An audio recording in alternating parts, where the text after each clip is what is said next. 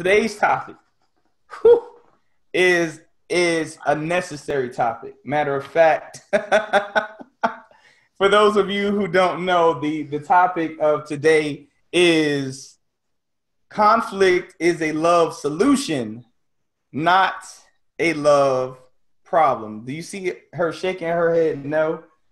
She and so many other people don't like the word conflict.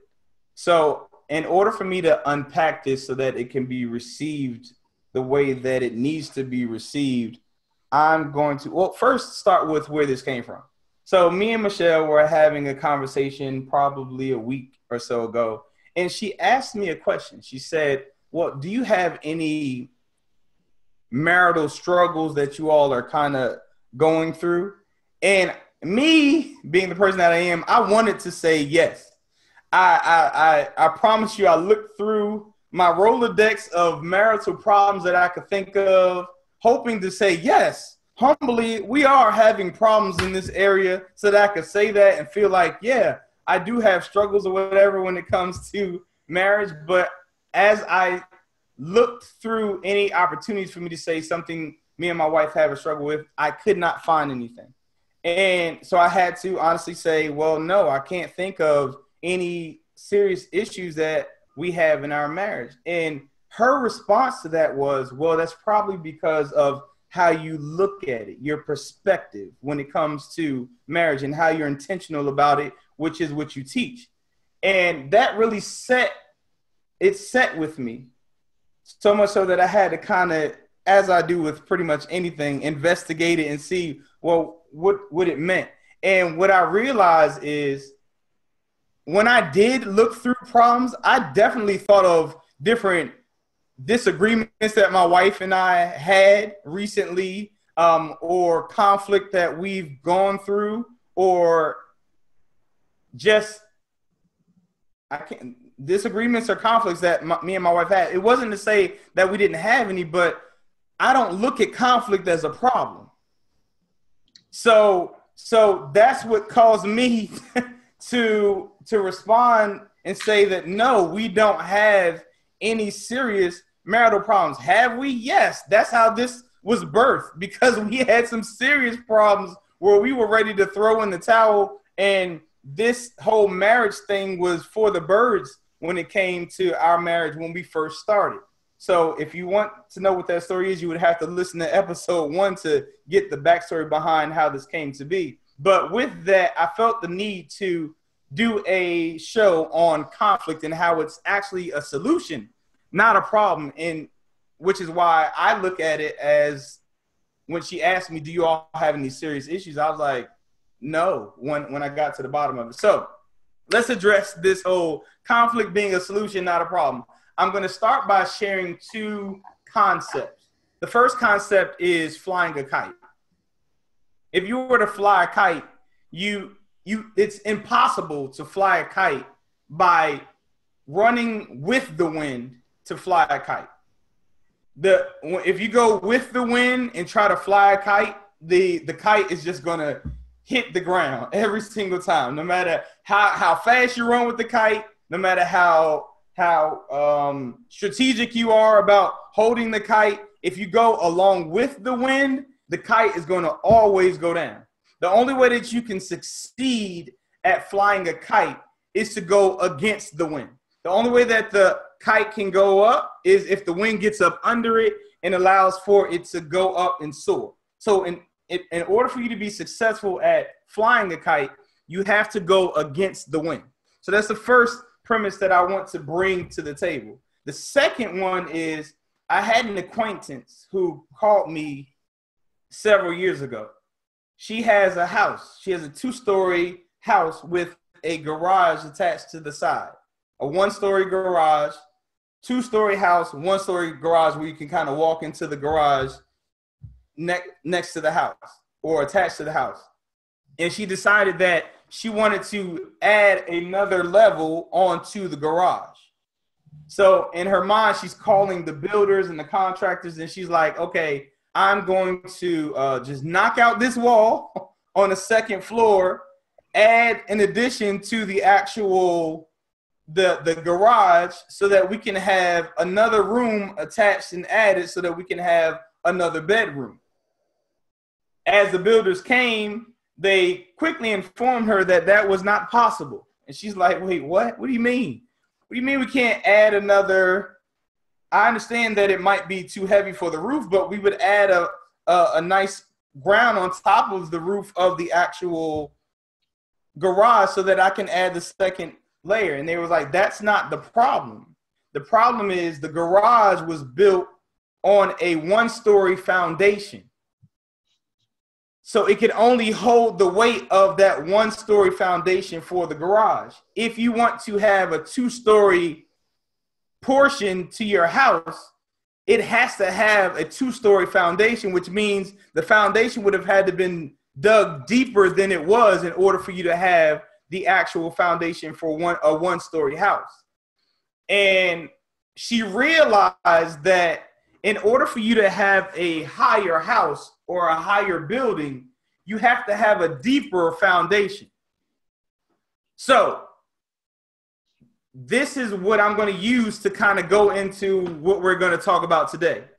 A lot of people are struggling at their relationship. Well, I'm going to start by saying relationships have levels. I mean, love has levels and depth to it. And you will not allow yourself to level up, is the term of 2018 through 2019. You will not level up in your relationship if you go along with certain things, unlike the kite, which will make you go down, or if you're not willing to get deeper into things so that you can go higher on your relationship.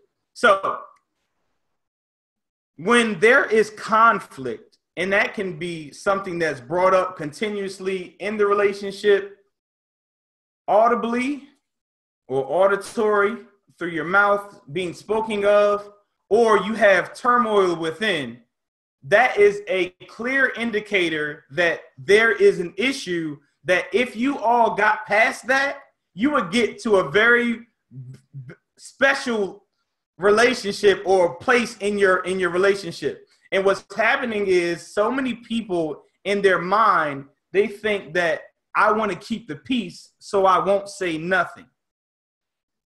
But at the same token, they have turmoil and resentment and frustrations within because they're not addressing the conflict. So they're trying to run away from conflict, which is causing them to go along with what's going on, and they're having a conflict or problem within because they won't go to conflict. If you rush towards conflict, you will resolve stuff easier and faster, which in turn will get you the depth that you would need in order for you to have a more deeper and loving relationship. I'm gonna say it like this. What you say no to, you're saying yes to something else. What you say yes to, you're saying no to something. So if I don't say anything about how you're treating me, that means I'm saying yes to how you're treating me. So if I say no, I'm not going to even bother this. I'm saying yes, I agree with how this is being done. If I say no, I'm not going to tell him that he needs to do this better in the bedroom because I don't want to offend him. That means, yes, I like how he's coming at me in the bedroom, and you're going to have to keep on dealing with that. So there's people that have horrible sex lives because they're scared to hurt somebody's feelings or pride, but they're having issues down there when they're down there because they're not willing to have that uneasy or conflicting moment by sharing something. But at the same token, the other person doesn't even know that there's a problem to cure or fix because you're keeping it to yourself. So conflict is actually a solution to issues in a relationship, not something that's causing problems in a relationship. And I'm going to stop right there because she's writing a dissertation, and I want to hear what kind of responses or thought process she has in reference to that. Well, as you were talking, there's a couple of different things that kind of stepped out. One is that intimacy has a price. So what you're saying is to become more intimate with someone, you have to take the risk of going through some sort of conflict. And then you said that the more frequent or the more you should rush toward this conflict. And then I thought, well, how frequent should this be before it's really stressful? Or how do we frame this approach so that we address roots, right? Because I know that part of no love was deconstructing the source of conflict. So it's like if conflict is not bad, then, and if it's frequent, then maybe that's something that should be kind of unpacked a little bit. And then the last thing I was writing was, because I was like, I don't like conflicts. I'm not that one. And as I've kind of matured in this process, trust is a huge factor. I feel more comfortable and more alignment with what you were saying about it's my perspective about conflict now. I'm not rushing toward the negativity associated with it, but if I'm trying to get to intimacy, then I have to extend trust to the person that I am not necessarily understanding or being in agreement with, because I think conflict comes from not understanding or understanding and not being in agreement with, but as you said, not talking about it, right? So yeah. I think that trust is an issue, but I would like to hear your thoughts on frequency of conflict and root of conflict. Okay. All right. So that's a great question. So first and foremost, if you address conflict immediately, there won't be much frequency. The frequency is from the frustration that's building up because you're not addressing conflict. So what's happening is people are snapping off and they're not even really snapping about the thing that they're snapping about.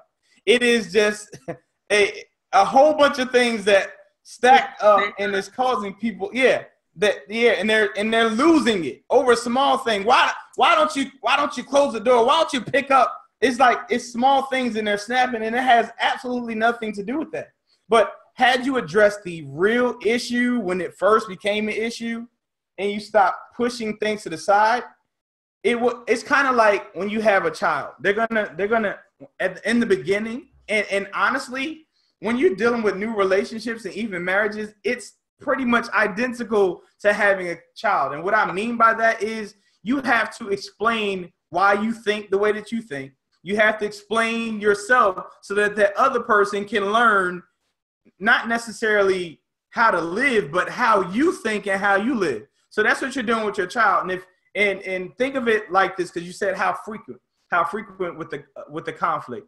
When you have children, they're going to ask, well, Daddy, what's that? Daddy or Mom, what's that? What do you call that? What is this? And they do it all the time. And it is almost frustrating when a child continues to ask you that. But if you think about it, or why? Yeah, well, why to do that? Why is this? Why? But if you think about it, as time goes by, those what is that and whys slowly dissipate. And the reason why is because now they're starting to get understanding. So it's the same thing with conflict. When you bring conflict to the table, you're getting understanding. And so is the other person, which causes things to kind of smooth out. So it won't be consistent conflict because you're getting understanding. The blessing and why it's a solution with conflict. Let me find an example. Okay. So, and this is funny to me. I'm gonna bring this up. My daughter, I think it was probably 4 or 5 months ago. She wanted some braids in her hair, some box braids, and I'm like, no, not an option. You're not getting box braids at 12 years old at anytime soon. She's 12, and I'm like, you're not getting box braids. You don't get bright colored nail polish. You're not doing any makeup or whatever. That's a no. Her mom wants her to do get the box braids because she wants them. She thinks that's cute or whatever. That's a solid no for me. So my daughter, who has learned to deal with conflict, while we were driving, she decided to ask me, well, Dad, why won't you allow me to get the box braids? And I said, Well, you know what's interesting about you asking me that? I said, why is it that people never question the people that agree with what they're doing? They always and only question the people that don't agree with what they're doing. We never ask, well, why do you agree with me? We ask, why don't you agree with me? And the people that agree with you, their motive might be just as bad as the person that don't agree with you. So I say that because you do need to check both sides. Like, why do you want to go to this thing with me, or why do you support me on this? But I digress. I didn't share that for that particular point. But my response to her was, actually, I won't allow you to believe and think. I said, you're in a very, very, very, very vulnerable state at 12 years of age, and you just got to middle school. But even though you were interested in getting this when you were younger and in elementary school even. I said, but I refuse to be a contributor to you thinking that adding something external to you is going to make you beautiful. I don't even feel that you are at a place right now where you feel fine with yourself. If I felt in my heart of hearts that you felt fine with who you were and you were just adding the hair as just some kind of decoration. Just, yeah. What'd you say? Enhancement or decoration. Yeah, enhancement or something like that. And it had nothing to do with you feeling like that was going to make you something, then I probably would be okay with it. I said, I need you to know that you are beautiful as you without adding anything to you. Now, you might want to ask why your mom and them want you to have it now that you know why I think you don't need it. And she felt better about the answer, but that helped her through that conflict better understand me and how I felt about her and my love for her as just who she is. It had absolutely nothing to do with me being a strict father or anything like that. She may very well still want the braids, but at the same token, she appreciates knowing that I want her to know that she's beautiful without external things being added to her. Any makeup or anything of that nature, so that when she does go that route, or if she does decide to go that route, that is not what is determining her temperature, so to speak. We've discussed thermometers versus thermostats a while ago, but she's at a very vulnerable state where she's watching the IG and all those other social networks, and she's comparing. So that's where these ideas are coming from. It has nothing to do with her feeling a need to express herself or anything like that. It's just following something or thinking that this would make her something. And I won't support that. So that was a conflicting situation whereby she came to me and that actually caused a bond. Now, the reason why I want to bring that up is because I want to segue into you sharing one of our first meetings, which was conflict, which at the same time caused us to grow into the relationship that we have today. You want to share it, or you want me to share it? I'll share my perspective on it, and you can share your perspective on it now that we've agreed that both perspectives ultimately ended up in a positive place. Yes. And I'm going to come from from a different perspective, right? So the conflict that he's talking about is the fact that we have met over the book.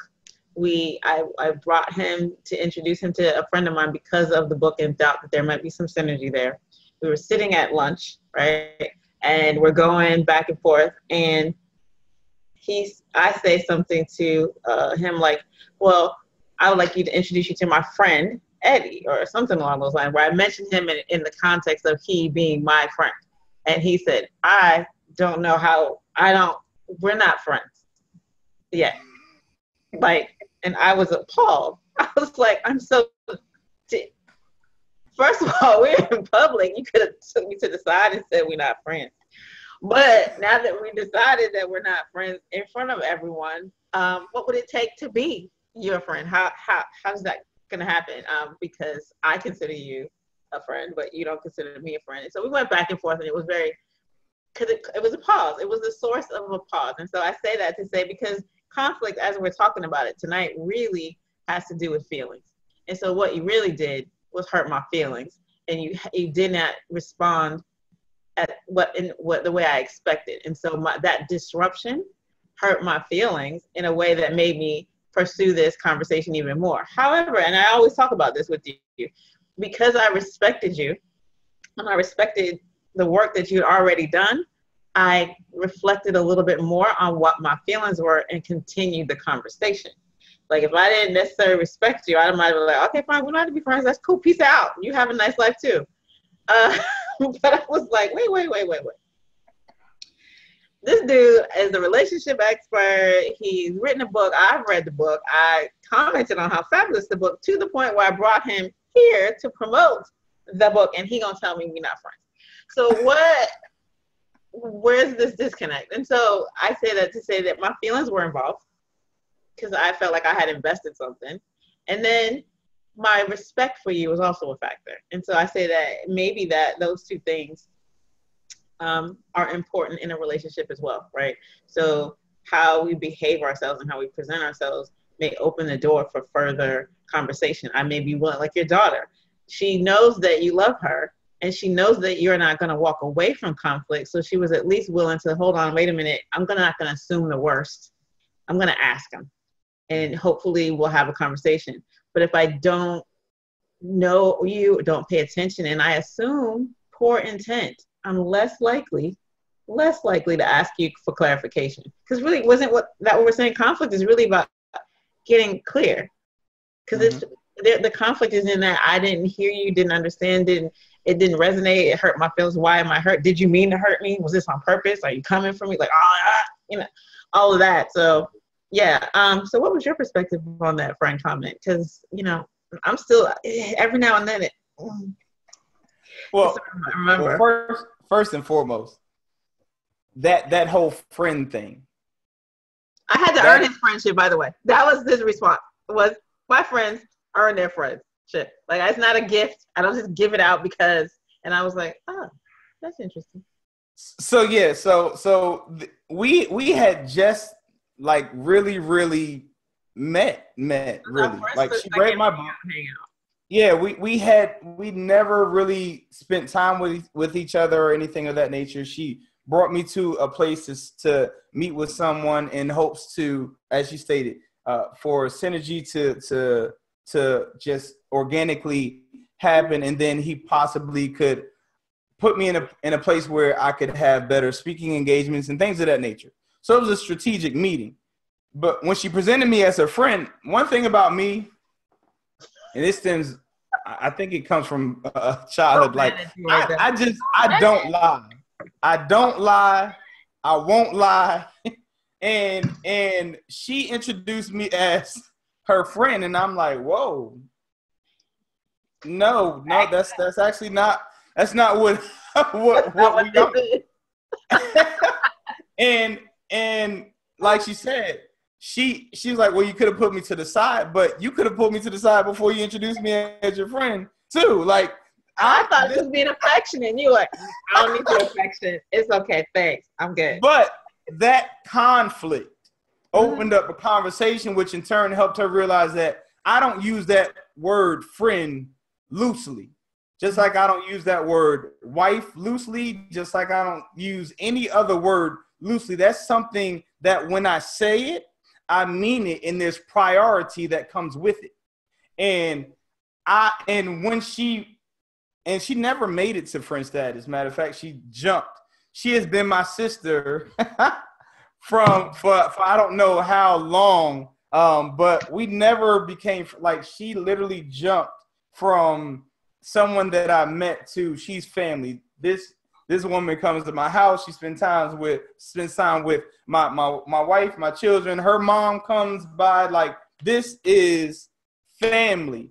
But at the same token, she knows that when I say something to her, which was her first lesson about me, that I am being honest in my diction and what I'm saying. So it's not something that I'm just saying because it sounds good or anything like that. She knows that my word is my bond, and she takes it seriously. But if it were not for that conflict, we would have never been able to get to that place where she can receive it that way.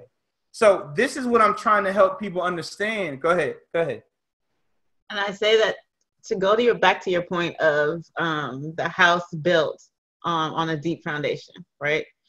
So it has to go deep before it can go high. Exactly. What our exchange allowed for was, number one, for me to recognize the value that you place on friendship, which made me want it more, right? Because if it's valuable, you want it, which I love that. I was like, hold on. You can't tell me I got it.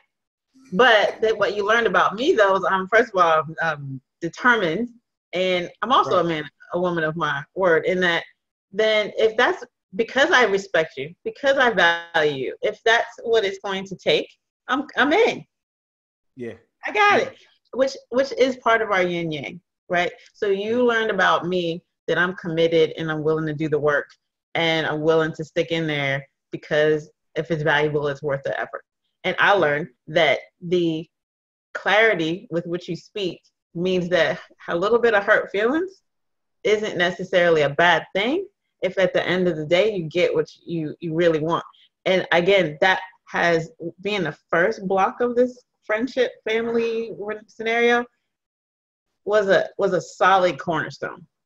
You know, so that safety space was created right out the gate. And I say that because if we're talking about conflict, and I think having been a divorcee, having dated for a long time, different types of people, my failure before no love, because you know I'm a no love graduate. What?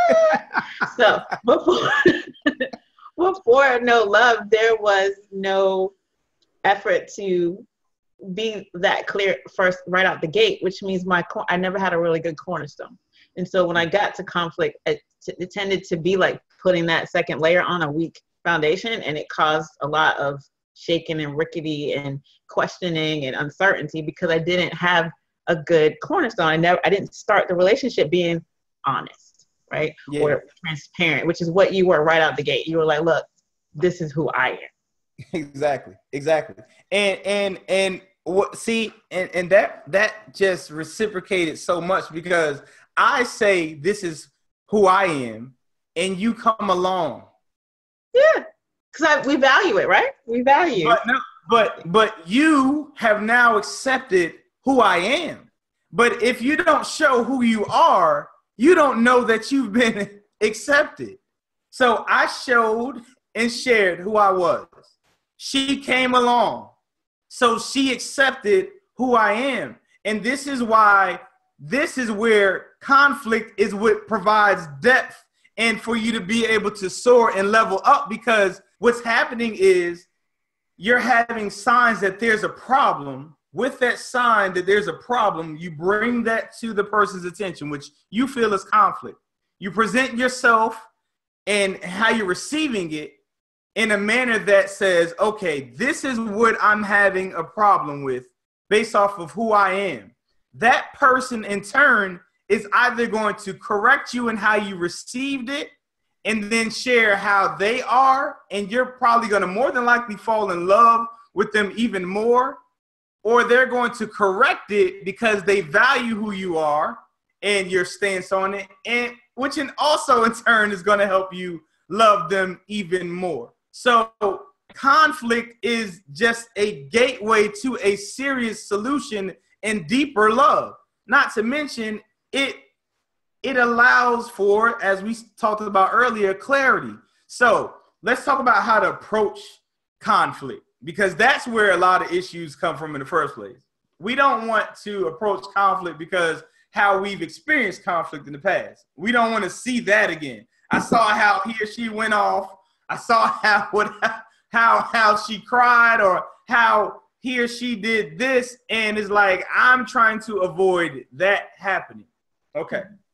So the best way to respond to conflict, which is just another way of saying you feeling uneasy about something that's going on in the relationship, is to, one, go to it with a solution. So have in mind what could be done to fix this problem. There's nothing worse than someone that is complaining about something and have no solution. I can't stand people that do that. You come to me, you want to complain about all of this stuff, and you have no idea as to how we can fix it. No effort. Or there's people in relationships and the husband or that wife, they're both experiencing the same issue in life, whether it be the bill can't be paid or something with the kids or what have you. And there's one person that is complaining that they need to fix it. You need to fix this. And the person is like, I'm experiencing the same thing. You don't have any, do you have a solution? Like, you need to go, this bill is about to, we're about to lose our lives. What are you going to do? I'm like, we are about to lose our life. Are you figuring out what you're going to, are you contributing to the thought process? But you in my ear nagging about what the problem is. I'm experiencing the same problem. I promise you, we have the same stress right now. We're about to lose our house. We're about to lose our lights. I have the same stress as you. So you're going to come to me and tell me what the same stress is, and then you don't have a solution? I can't even think or process my thought process because I keep hearing you in my ear. So don't come to conflict without a solution. That's one thing. Two, come to it with a question, not as an accusation. Amen. If you have a problem with someone and there's conflict, for example, if your mate, your wife, whomever, your spouse, they say something to you that you take offense to, or they do something that you feel is disrespectful, simply tell them how you took it and ask them, is that how they expected you to take it? 9 times, and this is a confident 9 times out of 10, when you tell them how you took it, they're going to be like, no, that is not how I wanted you to take it. This is what I thought I was doing when I said or did this. And now you're like, oh, man, that in itself prevents arguments, that prevents resentment, and it also helps you to see how they think, learn how they think, which again prevents you from this particular conflict ever happening again, because now you understand their thought process when they do something like that similarly. So if you ask first, when offended, were you expected to be offended? And they say no, now you've avoided conflict. They understand how you could have taken it, and you understand how they meant for you to receive it. Go ahead. You have to believe what they're saying in order for that logic to continue. Because if you ask a question, you have to at least give them a chance or trust that they care enough to tell you the right answer to that, right? Well, first of all, you have to believe that you're in a relationship with somebody who loves you. That will diffuse a whole bunch. No. You can't just jump over that one. No, sir. No, sir. You can't. That's a key component to even having these conversations within conflict. I have to believe that we both in this because we both care. Exactly. And that's what blows my mind. Like, what we have to really think about. If you approach it saying, okay, so I know this person loves me. Half the time, what we've come up with wouldn't even really make sense, which would make you ask with sincerity for clarity. Why? The way that I took it is this. Am I tripping? Now, on the other hand, which is why it's a solution. If you present this, I took it this way, I felt disrespected, and they respond by saying, yes, that is how I wanted you to take it. Now you have, for one, the right to go in, but you also have an opportunity to realize that you are with someone who does not have your best interests at heart, and you can cut a lot of wasted time and remove yourself from that person or that particular situation. You're at least giving them the chance to show you who they are. Not because you assumed it, because we are good at assuming. Exactly. But if you give them a chance by having this back and forth and they show you, hey, I don't feel bad about whatever that is that happened, and can't say that I would change that next time. And thanks for sharing. I appreciate that. They're really giving you information, and this helps you to make some decisions. Exactly. And that's not something that you've made up. That's not something that you've created. That is a direct exchange, and now you know who you're dealing with. That gives you the opportunity for growth, or for the ability to cut the cord. Or change them. You know, we are passionate about changing people. And you need to touch that a little bit. Because sometimes when our feedback from conflict, we go, oh, I can fix that. Or I can change that. And then we turn into, it's a rabbit hole. It's a rabbit hole. This is why you should have a solution, one. And it's also why you should be asking, you should understand yourself. And the reason why I say that is because if you can explain why you feel that way or how you came to that conclusion, it will help that person who typically responded out of habit. As humans, we do respond out of habit. And if you already concluded that this person loves you, their response is a love response out of habit. Now, their response might not be what you would prefer, but if you can't explain why that is something you don't like, for example, okay, when you touched me like that, it made me feel uncomfortable. I didn't like it. That's decent. But if you say, when you touched me like that, it made me feel uncomfortable. I didn't like it because a guy, before he raped me or before he almost raped me, did that to me, that will make a person that has a reflex break their habit in that regard. Because that story is going to be hard for them to shake, especially because they love you and they don't want you to feel like that.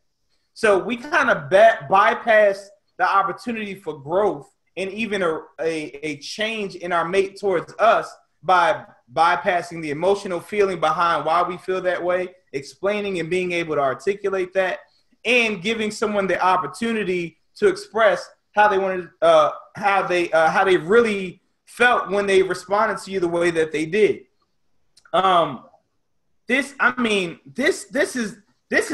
is huge for sex. It's so many people that are sexually frustrated because they're scared that they're going to hurt somebody's feelings.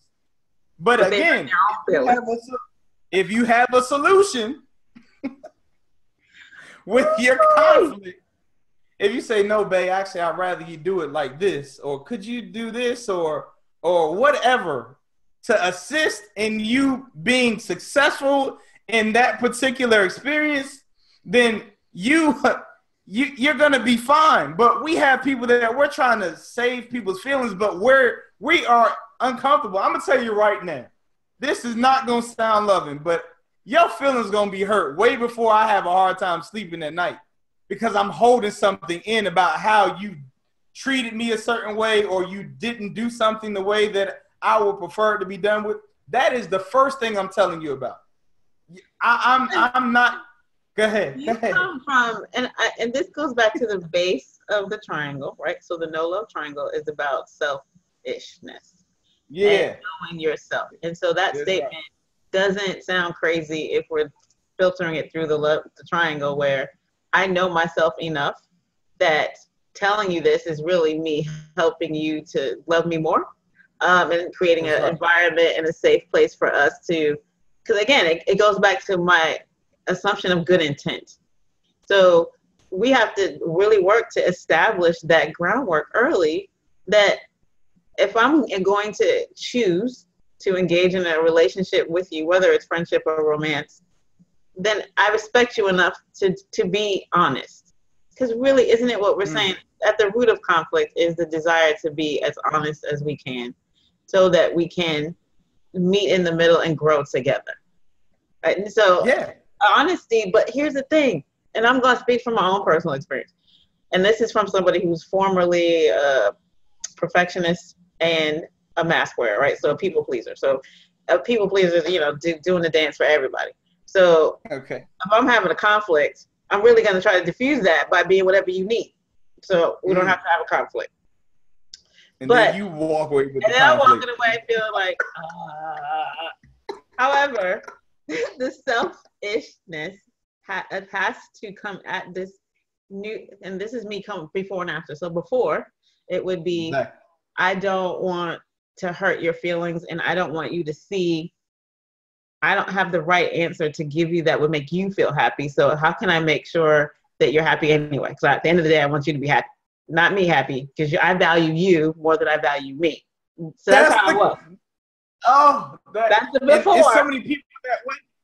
Yes, but so many people don't. So many people don't realize that. Like when you say to yourself, "I don't want to hurt their feelings," so I'm not going to say that. What you're really saying is, "I want to hurt my feelings." Yes, you're more important than me. Which is why the foundational. That's why all this stuff you have to build it correctly, because once you get to a point, and this is also was detrimental to that kind of philosophy and thought process. If you love yourself adequately, or if you come to a relationship loving yourself, you're not going to allow yourself to be disrespected or anything of that nature.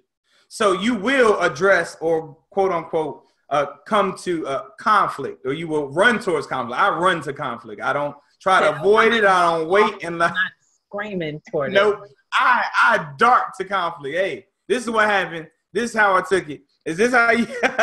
What I immediately go to conflict, and but if you don't take care of that foundational stuff first, that's when you have that conflicting issue with, well, I don't want to hurt her feelings. So you want to hurt your feelings? I don't want to hurt his feelings. So you want to hurt your feelings? Because that's basically what you're saying by not addressing it. You get sick and tired, and then you burst out with some nonsense that's exactly from like everything. Yeah. Like, you're snapping. Exactly. You're snapping about stuff that has nothing to do with what you're snapping about because you keep on pushing it away. Now, where I was going, you keep pushing it, and then it down. Yeah, and where I was going with that is, if you cannot successfully love yourself, you can't successfully love someone else. Amen. Everything starts with you. So if you're telling yourself that I'm not important enough to be respected, or I'm not important enough to be made love to correctly, or I'm not important enough to be treated this way, you're saying that you can't do that for someone else. Everything starts with you. So you have to stop the stuff that's not going right, or at least address it or bring it up. Now, I'm not saying that there's no compromises. As I stated, when they share, more than likely, sometimes you're going to adopt their thought process. It's so much that comes with conflict, so much opportunity, so much growth, so much wisdom, so much just knowing that comes with conflict that we're running away from, and it's preventing you from being the kite or being a bigger story skyscraper because you were going deep in your relationship. And that's when I realized through my relationship and my marriage that love has levels. And my gosh, I just opened this up. I didn't see all these comments. Brother Henry, you made some wonderful statements. You said listening to respond and listening to understand, two different things. That is so true. You said just like the way the word love is used inappropriately, so is the word friend used the way too loosely. That's true. He said, with that said, we can still use tact and achieve the same results. Exactly, which is what we're talking about right now. If you come as bringing it as a question, not as an accusation, because remember, your thought process and your feeling is based off of an assumption. And it's not until they respond after you bring your assumption to them in a question format that you know whether your assumption or even your feelings are valid or not. He also said it is a difference between conflict and confrontation. I love that. That is so true. #9 to you.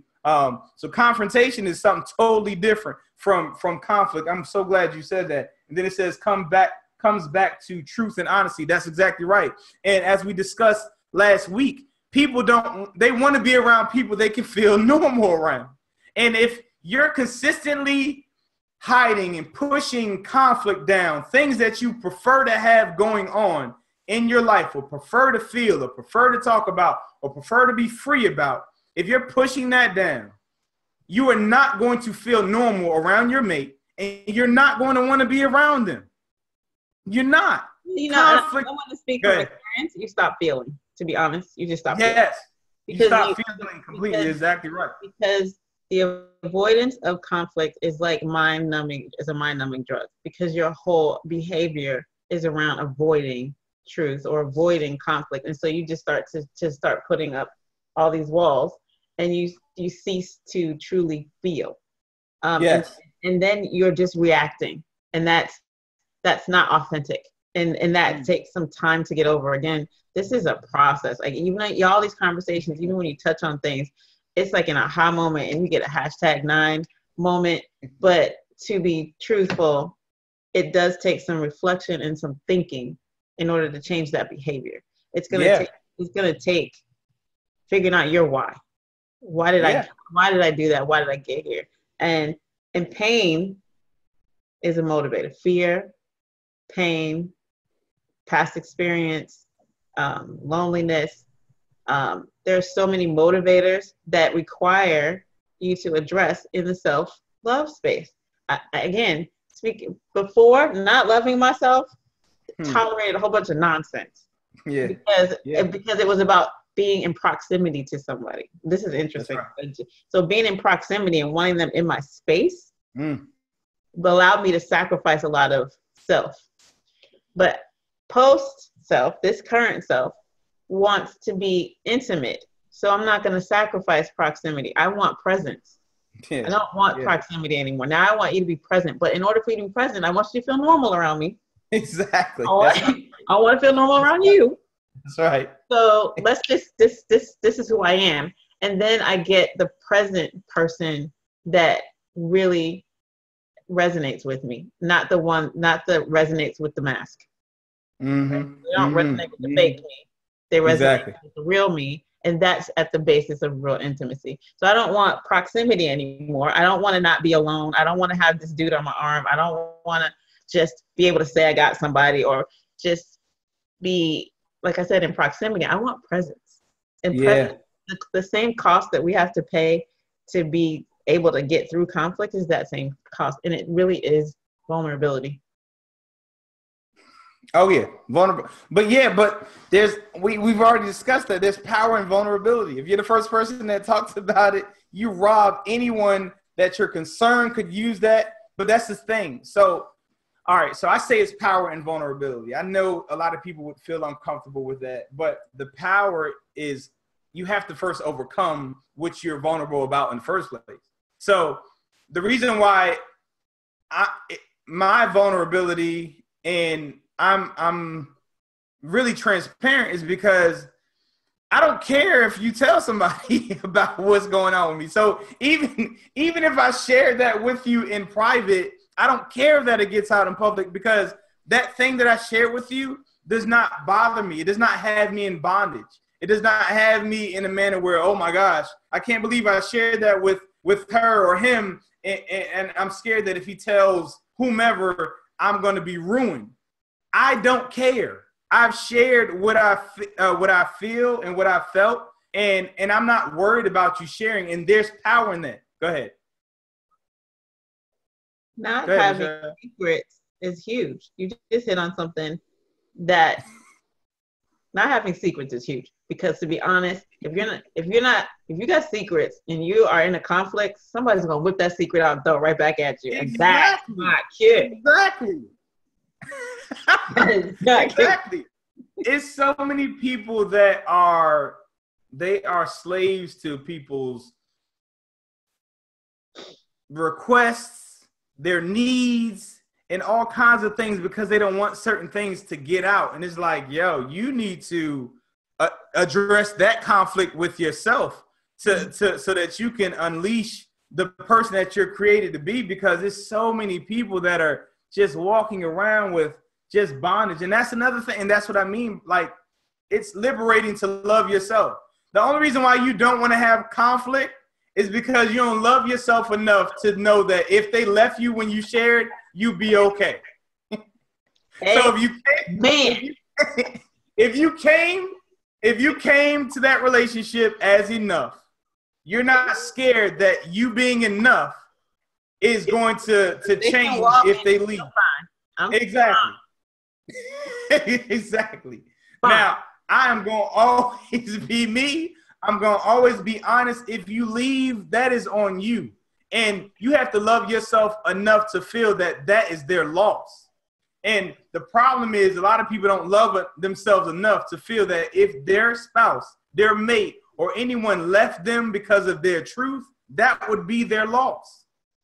We went through that. You coached me through that several times.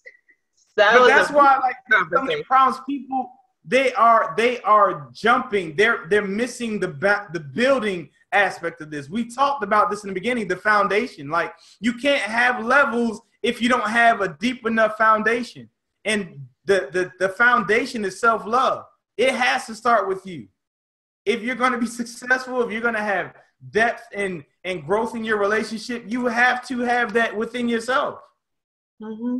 So when you love yourself, mm-hmm. you emanate love. It bleeds from you into other people. So when you do come to people in conflict, it doesn't even seem like conflict. It's from a loving place.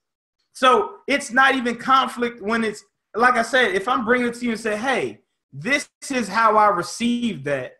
Is that how you took it? How in the world can you be offended by that? Unless you're offended that I could even think something like that because you love me that much. Like, how could you think that? Do you know how much I love you? How could you think? We've had that conversation too. And if that happened, that just makes you feel more love, that they were offended, that you thought that they didn't love you in a manner. Like there's so much opportunity in conflict, yet we avoid it and we miss opportunity for a deeper, loving relationship and the ability to soar and level up. It's uncomfortable the first couple times. Let me tell you. That's right.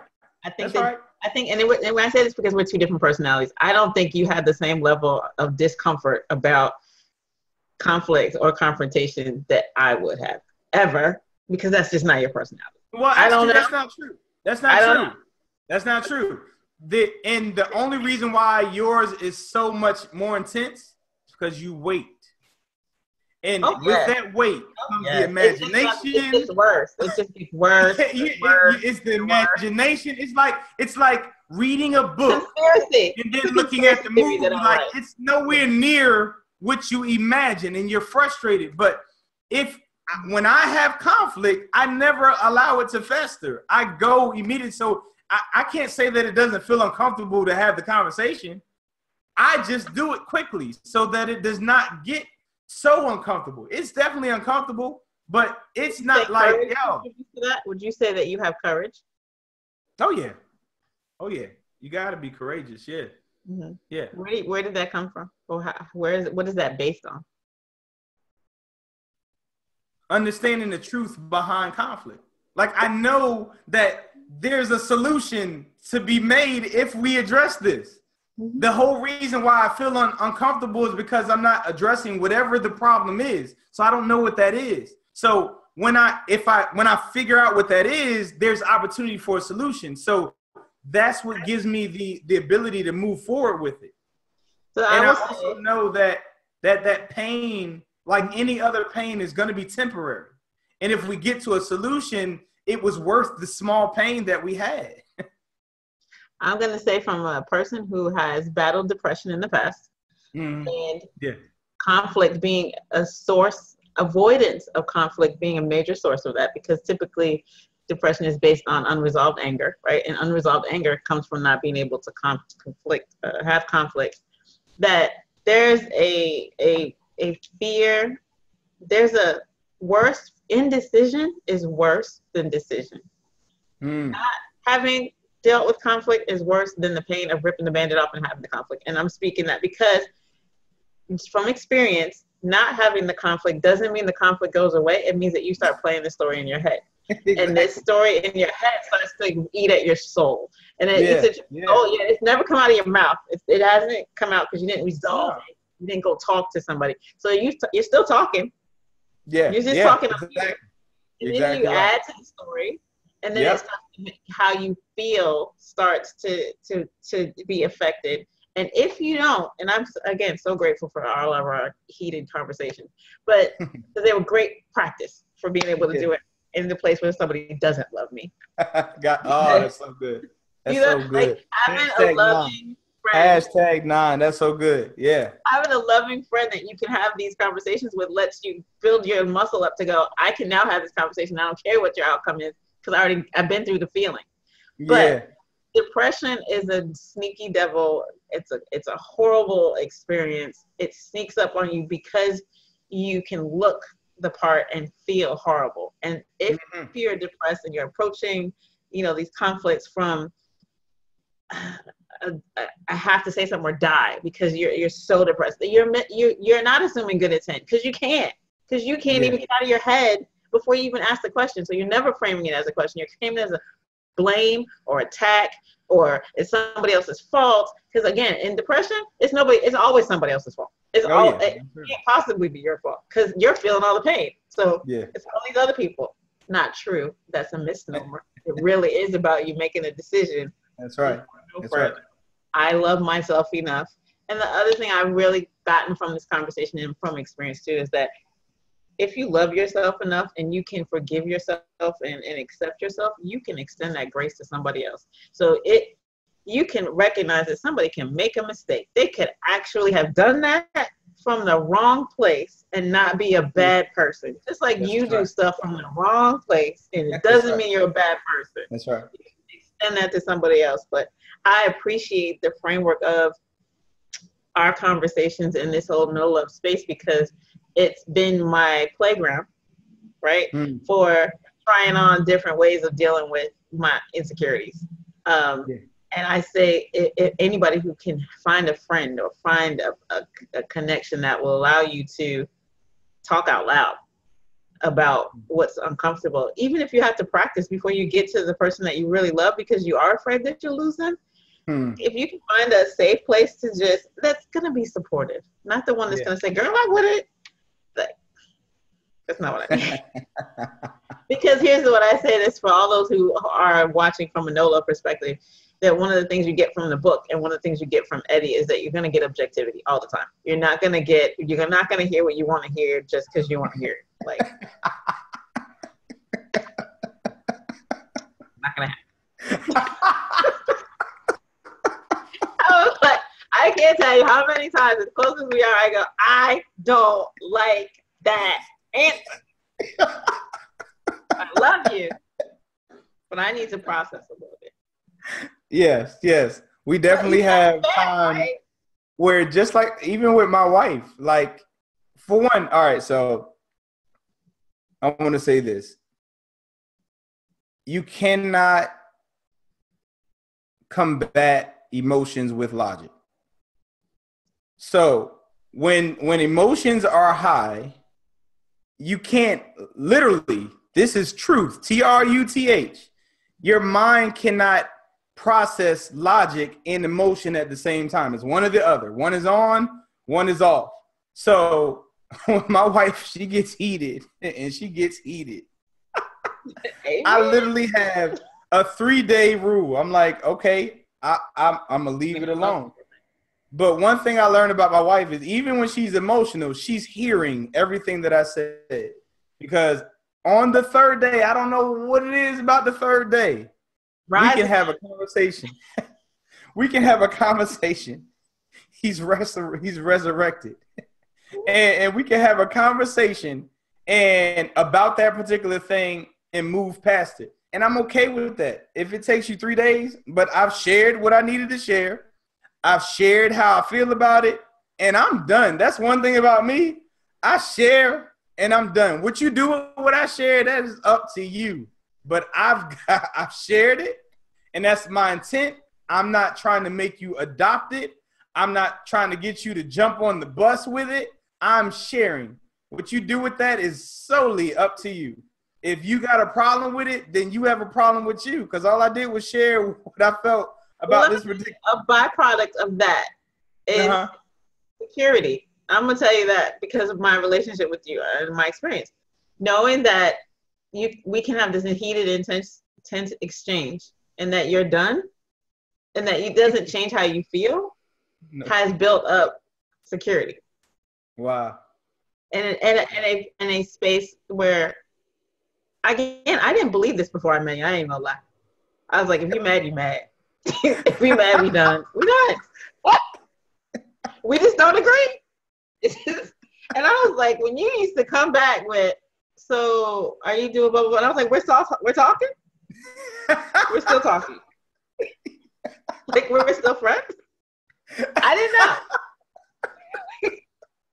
So I'm telling you, I have learned that over the past 5-6 years. Like, oh man, you can be like that, man, and still. I do the same. Wow, Michelle, this is cool. I promise you, I do the same thing with my wife. I'm like, we just had a disagreement. I come in there, I might tap her on her bottom or kiss her or whatever, and she's like, you mad? I'm like, yo, what are you doing? Touch me. Yo, I don't have a problem with you. I had a problem with that situation. It has nothing to do with you.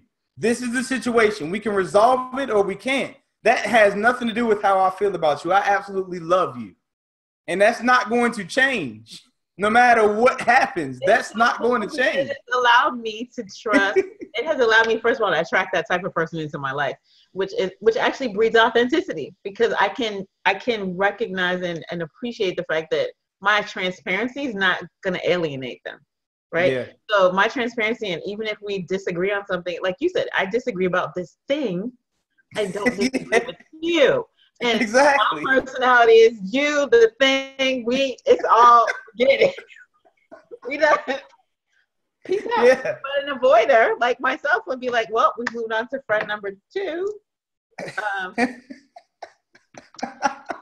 The season, people are season, reason, season, lifetime. Maybe this was a season, and but which didn't allow me though to build a tall house. Because I wasn't allowing the roots to go deeper. Yeah. Even though people had strong feelings about me, again, I wasn't allowing myself to have them about them. It wasn't reciprocal. It was like, I made you happy and I know that's why you like me. But that means I wasn't being honest about myself. And conflict, conflict is an awesome mirror. Because if you get to the ugly. Exactly. And it's like, that's all we're doing. We're trying to avoid seeing ourselves. That's it. We're trying to avoid seeing ourselves. And we're also trying to, we are avoiding seeing our spouses or our mates. So we're trying to avoid seeing ourselves. Who they really are and who they really are. You don't, and that's what I can't stress to you enough. You don't know that you're really loved until you know that they accept you for who you are. We're at that hour point. But before I end this call, I have to stress this. Because there's people that are engaged, about to get married, and I asked them a simple question. Have y'all had an argument yet? No, we're great. You don't know them. That is my response. If you have never had an argument or a disagreement or any kind of conflict with someone, you do not know how they really feel about you. You don't. You haven't put in enough time because two people together is a breeding ground for conflict, period. It's a breeding ground. And if you have not had any kind of conflict, you don't know that person. If you haven't had any kind of conflict that has been resolved in a healthy way too, right? So people have had conflict, but if you can have conflict and have it resolved and it's bounced back to connectedness, that's a huge indicator. Oh, that's huge. That's definitely huge. But if you haven't had conflict with someone, you don't know them, because character is revealed by circumstances. I can be great in a great new edition. Can you stand the rain? Like when you're in the rain, that is when your true character comes out. And when they say those things to you, that is not something that just came up. That's something that had been sitting and they've been waiting and they just got mad enough to say that or do that. And that's how they really are. Character is revealed by circumstance. So you really need conflict to know who you are and to know who they are. It is a necessary thing in order for you to succeed at growing and evolving in love. It's necessary. And if we go by the triangle that we discussed, if you are evolving, so are your thought processes, and that's new conflict is going to come. It's inevitable. #9. It's inevitable, but it's so necessary. And we run from what we don't realize we're running from, which is why it was imperative that we had this show. Conflict is something that is so necessary. And if I could get you to run to it by the end of this show, then I've done my job, because this will open up so many. It would definitely build some muscle. This would definitely assist in new conversations, new love. I can't stress to you how there is depth when it comes to love. People think that, like you stated, marriage is the end. No, that is the beginning. If you allow it to be, they're trying to get to that place. They think, oh, once I get married, everything will be great. No, that is the beginning. And if you allow conflict to come, you will see that love has depth and love has levels. And if it was not for the conflict and the struggles that me and my wife had gone through, we wouldn't have the love that we have today. It's things that we experience, that these little things that come up, we're like, really? This is all you have? It's not gonna take me. Us? you must not know our past like this. You think this is gonna shake us up? But if it wasn't for us having the conflict and getting through it, as you stated earlier, there's no way that we know who we're dealing with. Conflict is necessary. It helps you learn. It helps you learn about you, and it helps you learn about your mate. And it's necessary if you want to really, really get better at communicating, especially. Because now it begins to be silent communication. You just know. That would have offended me years ago, but now I know, oh my gosh. So I'm visual. When me and my wife first got together, my wife, I didn't have a set schedule, like when I got my hair cut and things of that nature. So a place, insecurities. My wife would never notice when I got my hair cut. Never notice when I got my hair cut. And I'm like, yo, how I went from wolf, terrible looking, to I came home and I had a haircut. And she never noticed. And I was upset, livid, because again, I'm a visual person. So I notice everything. And she would never notice that I got my haircut. Now, see, for one, remember we talked about on the second episode, generalizing male and female. That's for those people who think that women are the ones that want to notice when your hair is done and things of that nature. I wanted to be noticed when I got groomed. How in the world did you not? Sometimes my hair was almost bald. Like, how did you not know that I left here with all this hair and I came back almost bald? And I ended up confronting her about it because I was upset. How can you love someone and not notice? You didn't see me. This transformation that I paid for. This guy, like, he made me look like something that I feel good about. And my wife told me, she said, I'm sorry that I don't notice when you get your hair cut. She said, but that is not what makes you to me. And she said, when you get a haircut, does sex get better? Do I treat you any differently? And I was like, no. She said, because that is not what necessarily turns me on about you or anything on that nature. I don't see you like that. I don't see you from a aesthetic standpoint. I see you, and that's what I'm in love with.